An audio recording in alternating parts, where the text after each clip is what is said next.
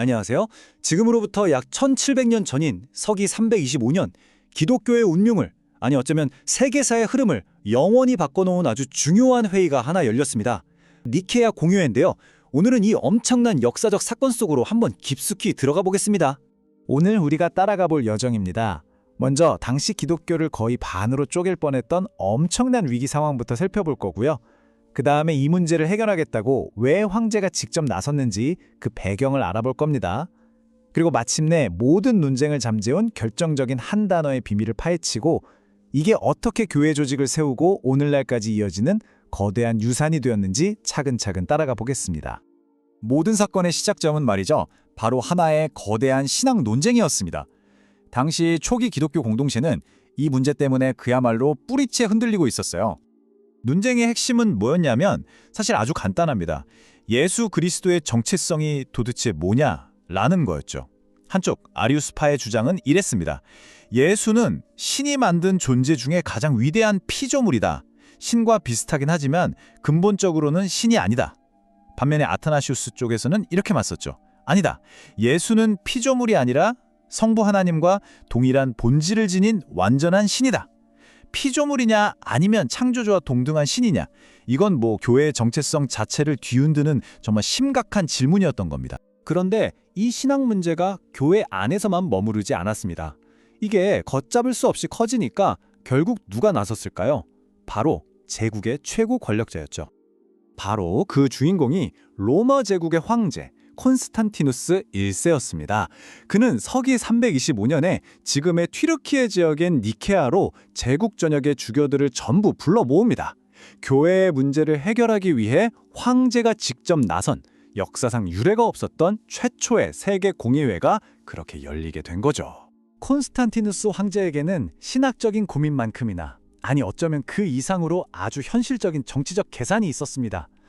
종교가 이렇게 쪼개지는 게 곧 제국의 분열로 이어진다고 본 거예요. 그의 목표는 아주 명확했습니다.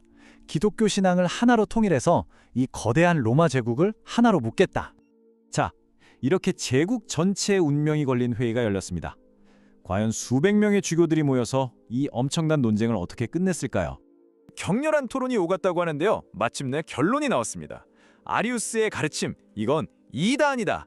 즉, 정통신앙을 위협하는 잘못된 주장이라고 공식적으로 땅땅땅 정죄가 된 거죠. 그리고 모든 걸 결정지은 그야말로 킬러 한 방이 바로 이 단어였습니다. 호모우시오스. 동일한 본질을 의미하는 그리스어인데요. 이게 무슨 뜻이냐면 예수는 성부 하나님과 비슷하거나 그보다 낮은 존재가 아니라 바로 그 본질 자체를 똑같이 공유하는 완전하고 동등한 신이라는 걸 못 박는 아주 강력한 선언이었던 겁니다.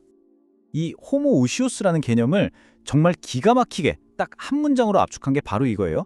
창조되지 않고 나셨으며, 예수는 신에 의해 만들어진 존재, 즉 피조물이 아니라 신의 본질로부터 직접 나신 동등한 존재라는 뜻입니다. 이 한 문장으로 아리우스의 주장은 완전히 설 자리를 잃게 된 거죠. 그래서 이런 개념들을 싹 모아서 하나의 공식적인 신앙 고백문으로 정리한 것, 그게 바로 우리가 아는 니케아 신경입니다.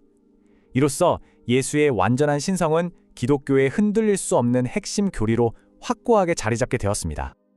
자, 그런데 니케아 공의회가 이런 심오한 신앙 문제만 다룬 건 아니었어요. 당시 빠르게 성장하고 있던 교회를 좀 더 체계적으로 조직하고 관리하는 아주 현실적인 문제도 해결해야 했습니다. 말하자면 교회의 질서를 세우는 작업도 함께 한 건데요. 예를 들면 지역마다 제각각이었던 부활절 날짜, 이거 하나로 통일했고요. 또 교회가 커지니까 규칙이 필요하잖아요. 그래서 성직자의 품행이나 교회 행정 구조에 대한 20개의 교회법, 즉 카논을 만들어서 기준을 세웠습니다. 그리고 더 나아가서 로마나 알렉산드리아, 안티오키아 같은 제국의 주요 도시 교회들의 권위를 공식적으로 인정해주면서 거대한 교회를 이끌어갈 체계적인 시스템에 초석을 다졌습니다.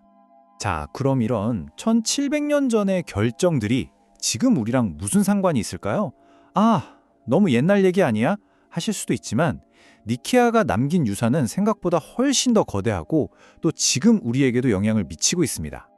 니케아의 영향은 크게 세 가지로 나눠볼 수 있는데요. 첫째, 교리적으로는 호모우시오스라는 개념을 통해 성부와 성자의 관계를 정립하면서 훗날 기독교의 핵심 교리인 삼위일체에 아주 중요한 기초를 마련했습니다.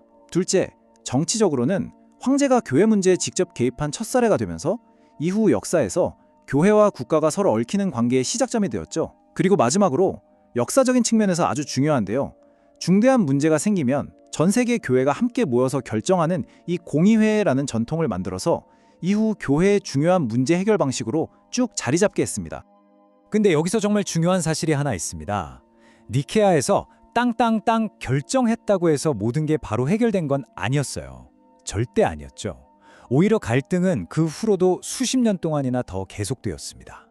실제로 타임라인을 보시면 325년에 공의회가 열렸는데 그 이후에도 아리우스파를 지지하는 황제들이 등장하면서 정치적, 신학적 갈등이 더 치열해졌습니다. 그리고 무려 50년도 더 지난 서기 381년이 되어서야 콘스탄티노폴리스에서 다시 한번 공의회가 열려서 니케아의 결정을 재확인하고 나서야 이 길고 길었던 논쟁이 비로소 마무리됩니다. 그렇게 정말 수많은 우여곡절을 겪고 나서야 확립된 이 니케아 신경이 오늘날까지도 전 세계 수많은 기독교인들에게 가장 중요하고 보편적인 신앙의 기준으로 받아들여지고 있습니다.